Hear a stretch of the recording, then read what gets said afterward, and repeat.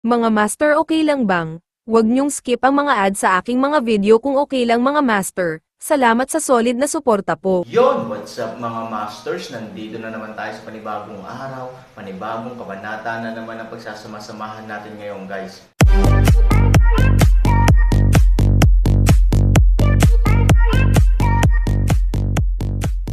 Bali mga masters, kung bago ka pa lang po sa aking YouTube channel, please click the subscribe button, lalong-lalo na po yung notification bell guys, para maging connected pa rin tayo sa isa't isa at maging updated kayo sa mga susunod ko pang video. Bali mga masters, bago natin umpisahan ng kwento ay mag-shoutout po muna tayo para sa mga solid nating tagapakinig. Shoutout kay Mario Francisco at shoutout kay user HH. Yun na nga mga masters, no? Bali hindi na ito patagalin. In 3, 2, 1, let's go! Ngumiti si Mr. Han at walang sinabi, tumayo at dirdiretsong umalis. Bagamat naguguluhan si Luo Jin, masunurin siyang naghintay sa mismong lugar. Pagkalipas ng ilang minuto, bumalik si Han Sanchen. Gayunpaman, kumpara sa ngayon, si Han Sanchen ay tila walang anumang bagay sa kanyang mga kamay. Mr. Han, anong ibig sabihin nito? Mahiwagang ngumiti si Han Sanchen, kung wala siya, gumawa ako ng pribadong negosyo. Personal na bagay. Halatang nagulat si Luo Jin. Anong mga pribadong gawain ang maaaring magkaroon ng Han Sanchen sa Yetian City? Wala naman siyang ibang kakilala, kaya natural na hindi siya makapagsalita tungkol sa ibang personal affairs. Bukod dito, kahit na may isang bagay na hindi ko alam, ano ang mga pribadong bagay na kailangang harapin ngayon, at ito ay tumatagal lamang ng isang maikling panahon.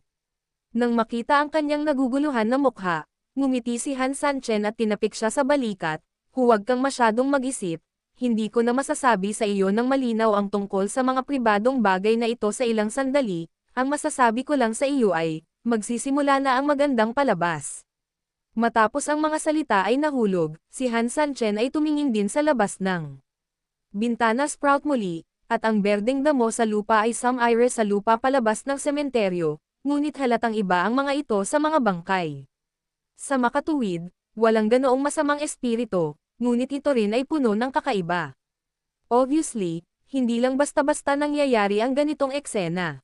Sa buong primeval forest, kahit sa silangan, kanluran, o timog o hilaga, hanggat ito ay natatakpan ng mga kagubatan, mayroong hindi mabilang na mga itim na katawan na gumagapang palabas ng lupa. Pagkatapos, ang grupong ito ng mga tao ay tila walang malay, ngunit tila may malay din at tumungo hanggang sa Yetian City. Kung may tumingin mula sa langit, makikita nila na ang Yetian City ay napapalibutan ng hindi mabilang na mga itim na spot. Han Sanchen. Sa gitna ng Black Shadow Brigade, may lalaking nakasakay sa warhorse, sa itim na batis, nakatingin sa Yetian City sa di kalayuan, malamig ang mukha niya saglit. Ang taong ito ay walang iba kundi ang espesyal na sugo ng Yetian City na tinalo noon ni Han Sanchen. Kung gusto mong alisin ang puot sa iyong puso, ang pinakamahusay na paraan ay upang malutas ang pinagmulan ng puot, patayin siya, at ang lahat ay mawawala. Ang isang kaaya-ayang tinig ay dumating ng mahina, lumingon ang espesyal na sugo, at nang makita niya ang taong dumarating, iniyuko niya ang kanyang ulo ng may paggalang at sinabi, "Nakilala ko ang matanda." Nakasakay ang matanda sa isang itim na kabayo, nakasuot ng anti-gang kulay abong damit sa kanyang itim na katawan, may hawak na mahabang baril at nakasuot ng mahabang sombrero. Mukha siyang misteryoso at makapangyarihan at the same time. Sino mang mang-aapi sa ating mga tao ay kahindik-hindik na aatake at gagantihan. Ito ang itinatag na tuntunin at ang ating moral. Ngayon, mahahanap natin ang iyong lugar pabalik. Kung hindi, paano mo kukumbinsihin ang publiko sa hinaharap? Tama, itong Han Sanchen ay biglang sumulpot at matagal nang talamak sa lupain ng aking mga demonyo. Talagang iniisip niya na walang tao sa aking mga demonyo. Sa pagkakataong ito, hindi lang kita tutulungan na mahanap ang iyong lugar, kundi sabihin din kay Han Sanchen at sa lahat ng nasa demon race kung sino ang tunay na Panginoon ng lupaing ito. Tuwang-tuwa ang espesyal na sugo nang marinig ang mga salitang, "Salamat, matanda.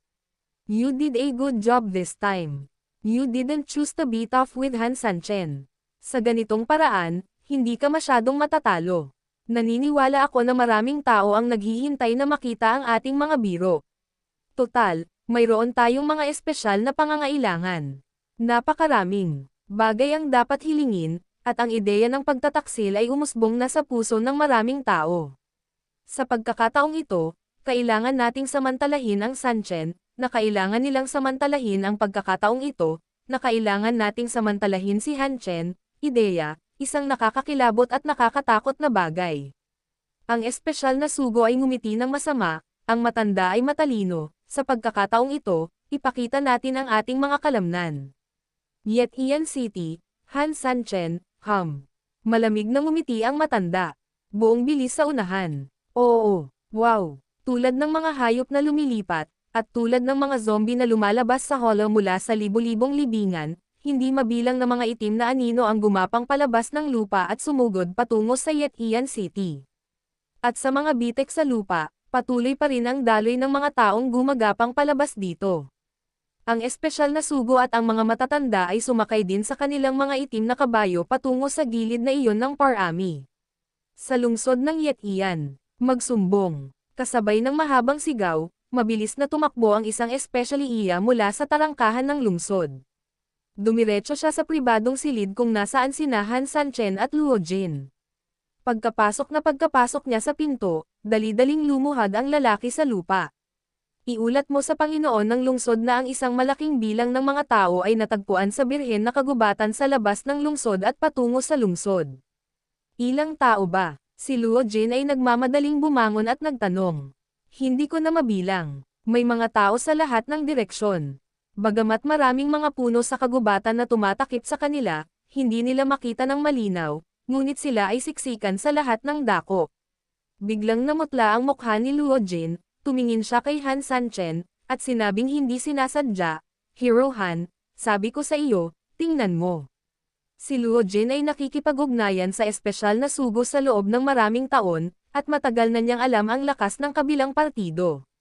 Ngayong nag-comeback siya sa loob ng 3 araw, tiyak na mapanirang uso.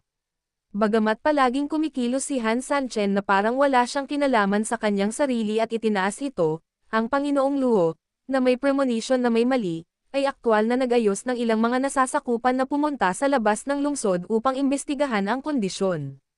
Bagamat hindi siya ang biktima, ngunit sa huli, hawak pa rin niya si Han Sanchen, kaya't ayaw gumalaw ni Han Sanchen, kaya kailangan niya. Tumingin si Han Sanchen kay Luo Jin, na nababalisa at nag-aalala, ngunit bahagyang ngumiti, hindi ba ito normal? Binigyan ako ng 3 araw. Natural lang, dapat ay lubos akong naghanda. Kaya, sa malaot madali, ang hukbo ay matatalo, bagay. Kalokohan, syempre alam na alam ito ni Luo Jin, ang itinatanong niya ay kung ano ang gagawin ni Han Sanchen. Hero Han, patawarin mo ako sa pagiging masungit, curious talaga si Luo, ano ang ipinaglalaban mo? Alam mo, ang Yetian City ay isang piraso lang ng patag na lupa sa gitna ng kagubatan. Walang panganib na ipagtanggol ito. Kapag dumating na ang hukbo mula sa lahat ng direksyon, ano ang gagawin mo para ipagtanggol ito? Wala ka man lang sundalo. Talagang hindi niya alam kung ano ang gagamitin ni Han Sanchen para makipaglaban sa iba. Sino ang nagsabi sa iyo na wala akong mga sundalo? Ngumiti si Han Sanchen. Nasaan ang mga kawal mo? Hindi banggitin ang mga sundalo, kahit si Mao, hindi pa ito nakita ni Luo Jin. Mula sa simula hanggang sa huli, kasama lang ni Han Sanchen ang kanyang asawa. Paano kaya nagkaroon ng mga sundalo? Wala akong masyadong sundalo. Kung ilalabas ko silang lahat sa oras na ito, hindi ba ito katumbas ng paglantad ng aking lakas? Nakangiting tumayo si Han Sanchen, at tinapik muli ang balikat ni Luo Jin, huwag kang mag-alala, may sarili akong paraan. Pagkatapos magsalita, tumayo si Han Sanchen at lumabas ng pribadong silid. Nang walang kaunting paghinto, diretsyong naglakad palabas ng lungsod si Han Sanchen. Si Luo Jin ay hindi nakaimik, ngunit wala siyang magagawa sa oras na ito, kaya maaari na lamang siyang sumugod kasama si Han Sanchen. Nang marinig ang hangin, maraming tao sa lungsod ang naantig din sa tunog, at nagsitakbuhan mula sa lungsod hanggang sa pintuan ng lungsod. Alinman sa paghahanap ng isang mataas na lugar, o magtago sa isang madilim na lugar, o kahit na ang ibang mga tao ay direktang nag-set up ng isang mesa dito, at dumating upang gumawa ng isang deal. Halika, lahat, bilhin ito at hayaan mo na. Han Sanchen ay magbabayad ng 10 para sa bawat isa sa mga regular na customer.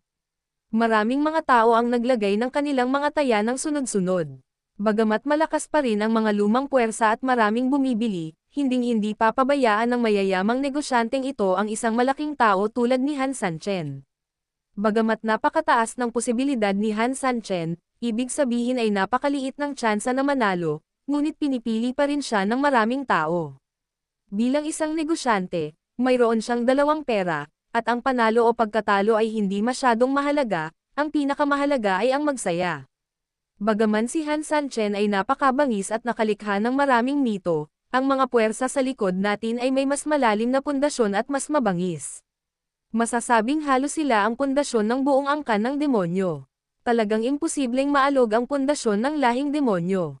Kung mananalo si Han Sanchen, imposible na tayong mga demonyo ay umiral ngayon, at matagal na tayong nalipol ng mga tao sa Central Plains. Oo, bagamat pabigat ng pabigat ang mga buwis taon-taon, sila ang signboard at core ng ating demon clan kung tutuusin. Si Han Sanchen ay tiyak na matatalo sa pagkakataong ito. Pinag-uusapan ito ng lahat, at ang mga posibilidad ni Han Sanchen ay nagsimulang tumaas at mas mataas. Sa labas ng gate ng lungsod, bahagyang tumayo si Han Sanchen. Kung titingin sa malayo, makikita nga ang makakapal na itim na anino na dumadaloy patungo sa gilid na ito. Damn, tingnan mo, si Han Sanchen ay nakatayong mag-isa sa gate ng lungsod, ano ang ibig niyang sabihin doon? Hindi kaya gusto niyang umasa sa sarili niya.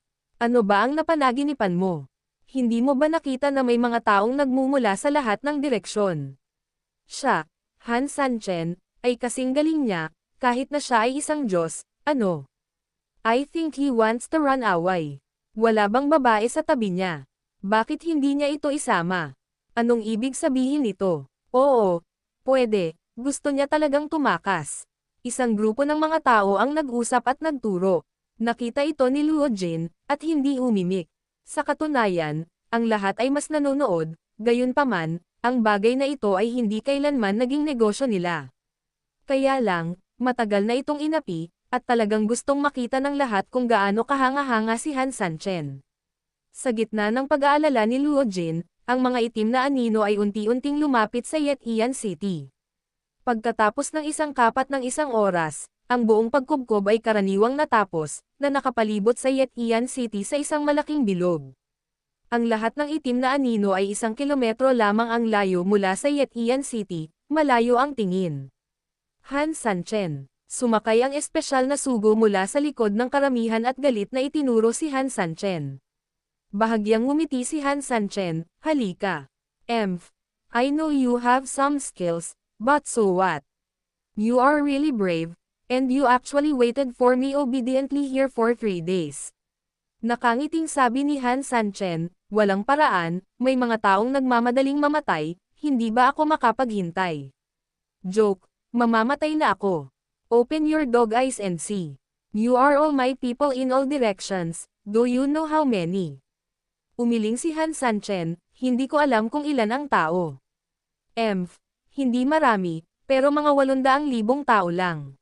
Malamig na sinabi ng espesyal na sugo, orihinal, mas marami kaming tao, ngunit hindi namin iniisip na kailangan namin ng masyadong maraming tao upang makitungo sa iyo, kaya kailangan lang namin ng mas maraming tao. Halos 1 kapat ng mga tropa sa paligid dito ang naipadala na. Ang mga salitang ito ay hindi lamang nanunokso kay Han Sanchen, kundi pati na rin sa babala ng espesyal na sugo sa lahat ng mga tao sa Yetian City, marami tayong tao, kaya pinakamainam na huwag magkaroon ng anumang mga baluktot na pag-iisip. Sa katunayan, pagkatapos ng mga salitang ito ay binigkas, maraming mga mangangalakal sa lungsod, marahil ay malinaw na tumalikod ng kalahating hakbang ng Sanchen. Halata na ang Sanchen ay tumalikod, ayusin ang lahat, ito ay talagang magdudulot sa akin ng malaking problema. Sa kasamaang palad, ang pagmamaliit sa kalaban ay magdudulot sa iyo ng malaking halaga. Ang presyo. Haha, Han Sanchen, anong pinagyayabang mo? Hindi ka kayang harapin ng isang hukbong 800,000. Tanungin kita, ilan ang tropa mo? The envoy asked back, as far as I know, you parang wala namang sundalo diba? Kahit sinong gumalaw sa gubat na ito, kitang-kita niya. Sa katunayan, sa nakalipas na 3 araw, napakatahimik ng kagubatan, kaya hindi man lang nagpadala si Han Sanchen ng anumang mga reinforcement. Tungkol naman sa recruitment ni Han Sanchen sa Yetian City, mas imposible. Gaano man katapang ang mga taong ito, naglalakas loob lamang silang mag-isip sa kanilang mga puso. Kung gusto nilang direktang tulungan si Han Sanchen, kahit na mayroon silang 10 lakas ng loob, hinding-hindi sila mangangahas. Umiling si Han Sanchen, bagaman palagi akong may tiwala, hinding-hindi ako magiging masyadong bulag. Paano kita haharapin ng mag-isa? Siyempre, dapat may mga sundalo ako. Kung gayon nasaan ang iyong mga kawal? Disdainfully tanong ng espesyal na sugo. Halatang siya lang ang nandoon, kaya sa huling pagsusuri, nagyayabang lang si Han Sanchen. Nasaan ang mga kawal ko, malalaman mo rin mamaya. Pagkatapos magsalita ni Han Sanchen, itinoon niya ang kanyang mga mata sa matanda sa tabi ng espesyal na sugo. Sinabi ng intuit ayon kay Han Sanchen na ang taong ito ang tunay na pinakamalaking problema. Nang makita si Han Sanchen na nakatingin sa kanyang sarili, bahagyang ngumiti ang lalaki at tumingin pabalik kay Han Sanchen, dahil sinabi ng iyong kamahalan na mayroon kang mga sundalo, kaya naniniwala ako na mayroon ka talagang mga sundalo.